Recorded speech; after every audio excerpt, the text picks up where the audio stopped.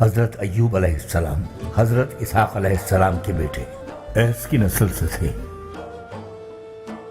حضرت عیسیٰ علیہ السلام کی آمد سے کوئی 1000 برس پہلے گزرے ہیں۔ آپ کی والدہ حضرت لوط علیہ السلام کی اولاد سے تھی۔ شام کے ایک علاقے میں آپ کی شہرت صاحب ثروت اور کثیر الاولاد ہونے کے سبب تھی۔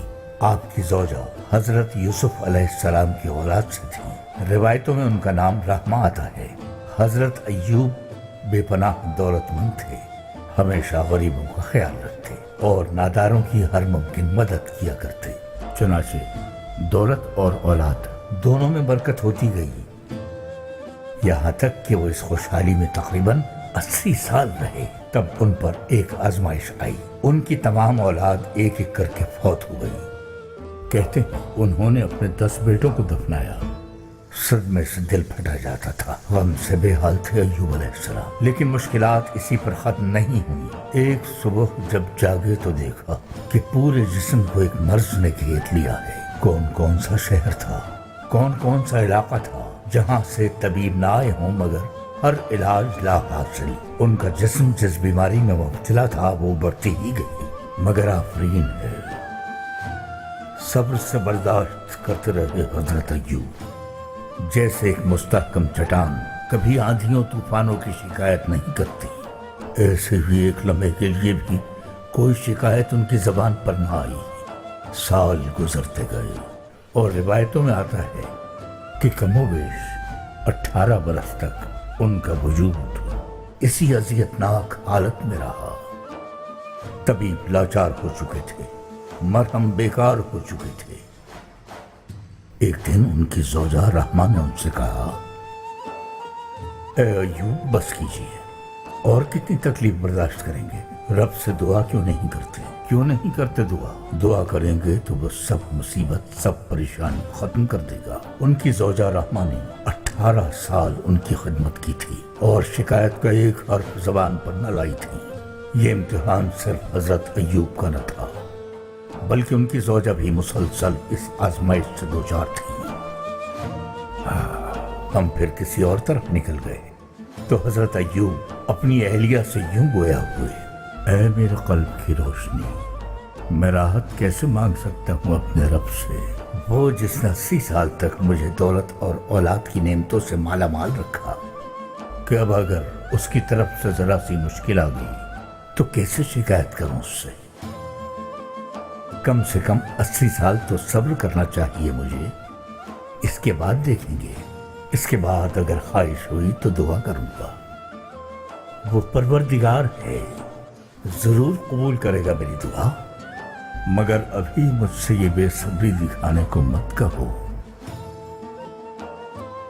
آزمائش تو حضرت ایوب کی تھی، مگر امتحان ان کے گھر والوں کا بھی تھا۔ شیطان کو تو موقع چاہیے، ہاں یہ کبھی نہ بھولنا، شیطان کا تو کام ہی ہے انسان کو بہکانا، اور وہ مسلسل اپنے کام میں لگا رہتا ہے۔ ایک روز وہ طبیب بن کر آیا اور حضرت ایوب کی اہلیہ سے بولا، دیکھو میرے پاس مرہم ہے، انہیں شفا ہو جائے گی، بس تم اتنا کہنا کہ طبیب کے علاج سے شفا ہوئی ہے۔ ناسمجھی میں وہ حضرت ایوب کی خاطر مان گئیں، کیونکہ وہ تو بس اپنے خاوند کو صحت مند دیکھنا چاہتی تھی، تھی تو انسان نہ، حالانکہ وہ پیغمبر کی زوجہ تھی۔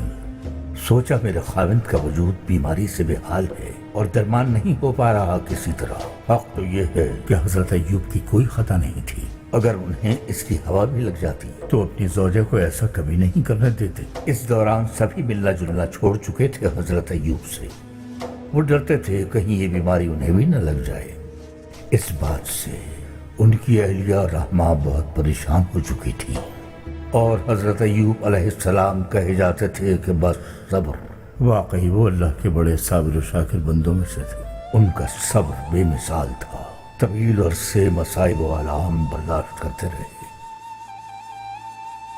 اچھا تو آگے کیا ہوا پھر قصے میں؟ وہ اذیتناک بیماری وجود پر پھیلتے پھیلتے اتنی پھیل گئی کہ بالآخر حضرت ایوب کے دل اور زبان تک آ پہنچی۔